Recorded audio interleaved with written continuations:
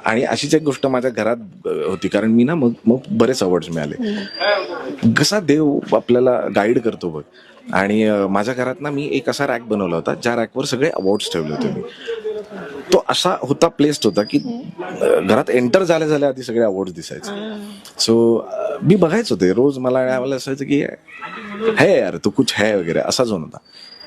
एक दिवस मी आवरायला म्हणून गेलो, शूट निघायचं होतं मला, गोरेगावात घर होतं तेव्हा, आणि ठाप असा आवाज आला. मी बाहेर आलो, सगळे अवॉर्ड्स फुटले होते, सगळे. माझ्याकडे आत्ता सुद्धा एका पोत्यात भरून आहेत सगळे अवॉर्ड्स.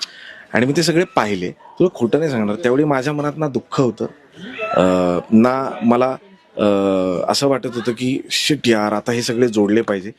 त्या क्षणी मला देवानी एक जागृती किंवा एक सेन्स माझा डेव्हलप झाला की खरं तर ह्याची किंमत एवढीच होती का. हे अवॉर्ड्स नाही तुटलेत, हा तुझा गुरूर तुटलाय का, ज्याला तू बघून म्हणत होतास की आय एम समवन. त्या दिवशी ते तुटले. आत्ता मागच्या 3-4 महिन्यापूर्वी माझ्या आईने ते सगळे अवॉर्ड्स काढले, ते सगळे जोडले आणि ते परत घरात ठेवलेत. पण तोपर्यंत ना मी ते सगळे एका याच्यात भरले. नो डाऊट मला किंमत खूप आहे त्या अवॉर्ड्सची, पण कुठेतरी ना मला असं वाटतं जोपर्यंत हे समोर आहे ना तोपर्यंत आपण ह्याच्यात रमतोय. ज्या दिवशी ते माझ्या नजरेसमोरून गेले त्या दिवशी मला आता कुठलं अवॉर्ड, काय करायचंय, फेम पाहिजे, ह्या गोष्टीच पलीकडे गेल्या.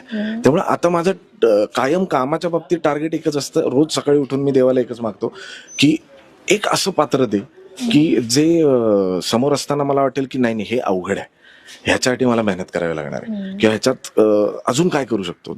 प्रत्येक पात्रामध्ये आपण काय म्हणजे हरीशला घेतल्यानंतर का घेतलंय तुम्ही हरीशला, हा प्रश्न प्रत्येकाला पडला पाहिजे की नाही वी शुड कास्ट हिम. पात्र काही असू दे, तो मजा करतो. आणि जोपर्यंत तुम्ही ही सगळी आभूषणं ग्लॅमरची, अवॉर्ड्सची ही तुम्ही बाजूला ठेवत नाही ना, तोपर्यंत तुमच्यातला ऍक्टर सुरू होत नाही की मला काहीतरी करायचंय, मला ह्यात करायचंय, मला हे हवंय, मला स्वतःला त्रास करून घ्यायचा. आणि मग ती खरी प्रोसेस आहे जी आपल्याला जिवंत ठेवते कायम ऍक्टर म्हणून. अवॉर्ड्स, लोकांनी ओळखणं, एका पॉइंटला हे युज टू होतं. म्हणजे आता झाले मला 19 वर्ष झाले इंडस्ट्रीमध्ये, मला माहिती आहे लोकांना मी आवडतो, मी लोकांना ग्रीट करतो, त्यांच्यामुळे सगळं चालतं.